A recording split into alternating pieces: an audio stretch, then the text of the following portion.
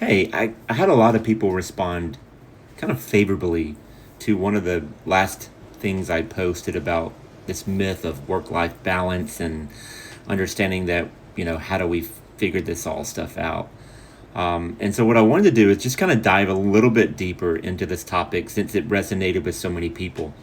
Um, and the thing is, this always on is a leadership lie, and I believed it myself. I remember having this false belief that there was a time that I thought that, hey, always being on was just a price of leadership.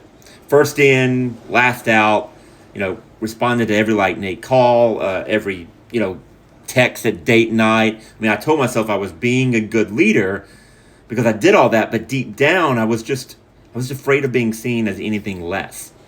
And you might be feeling that, right? That the idea that, hey, at first I think it's noble. I'm proving myself. But days turn into weeks, and then weeks into months, and then months into years. And I realized that, hey, I left when my kids were asleep, but I got home when they were asleep. My body was there, but I wasn't present. I wasn't present to anywhere that mattered.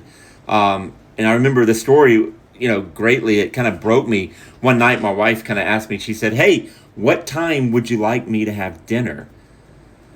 Because you're not home at 6 and you're not home at 7. And so I just don't know. And she didn't say it out of anger. She said it out of kind of resignation and just tiredness. See, I thought I was leading, but I was disappearing. So I sat in the car. I remember this after another 14-hour day. I was numb, exhausted, and just kind of angry at myself. And I remember thinking to myself, hey, I'm here for everyone, but I'm absent from everything that matters most. And so that was my wake-up call. And so that's what I told myself. I'm going to set these boundaries. I, think this is a good thing here. I'm going to draft this message to my team explaining, hey, this is when I'm off and this is when I'm on. And I never sent it. I was scared because I thought they would see me as weak or worse, selfish. And then, again, some really great mentorship and some time, I was able to finally understand, and hopefully you're going to hear this from me, is that being a leader doesn't mean you're always on. Effective leadership without boundaries isn't sustainable. See, it's a countdown to burnout. The turnaround that I want you to draw is this the idea that we have to communicate it. We have to stick to it without guilt.